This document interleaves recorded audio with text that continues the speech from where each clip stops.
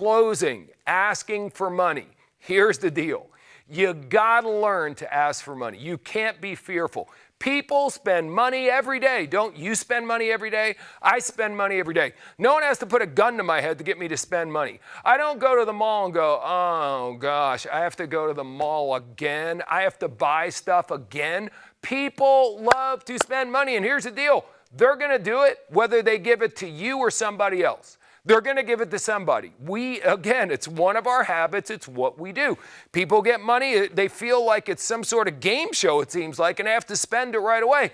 If they don't have any, they just pull out a credit card or two. They're going to spend money. Now, if you don't get their money, it goes to someone else. How many other people in the world don't have integrity like you and the company you represent?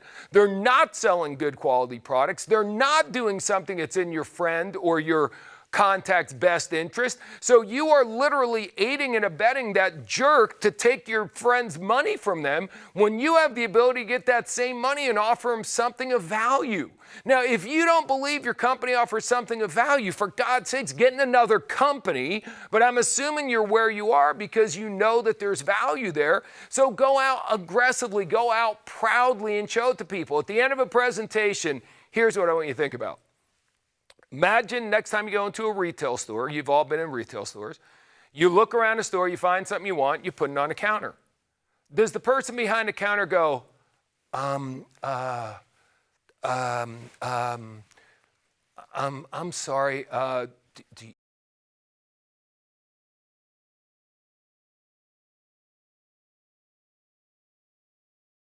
and they say, cash or charge?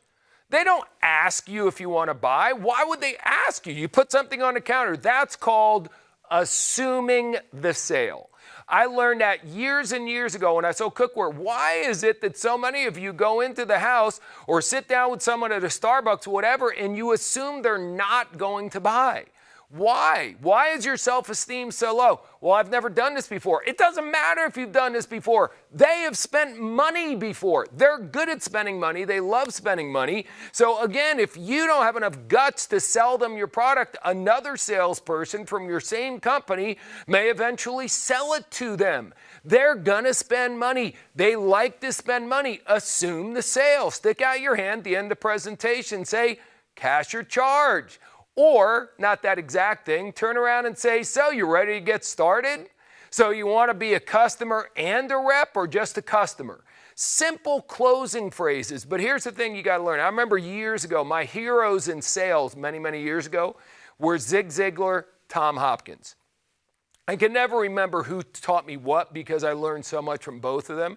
But one of them had gone out, and of course they trained everyone, car salesmen, real estate, office equipment, everything you could sell, these two guys were training people all over the world. And one of them at the seminar I was at said the number one reason they have tracked through extensive surveys why a potential customer doesn't buy today is because the salesperson never asked them for money. So at the end, if you go, what do you think? So what do I think? I think Derek Jeter was one of the greatest Yankees ever. What do I think? What do you mean, what do I think? I think Gone with the Wind was the best movie. You don't want to know what I think. You want me to spend money. So stop being afraid. Look at someone not intensely. Don't look at them like you're going to beat them if they don't buy. Look at them with what we call relaxed intensity. Again, hopefully you'll be around working with me long enough to really understand that. And with a big smile on your face, say, so, you ready to get started? So do you want to be a rep and a customer or just a customer? Ask them what's called a closing question. That's all. Ask them, even if your closing question was this bad. If you said, so, you want to buy my stuff? That would be a terrible closing question, but so, do you want to buy my stuff is better than, what do you think?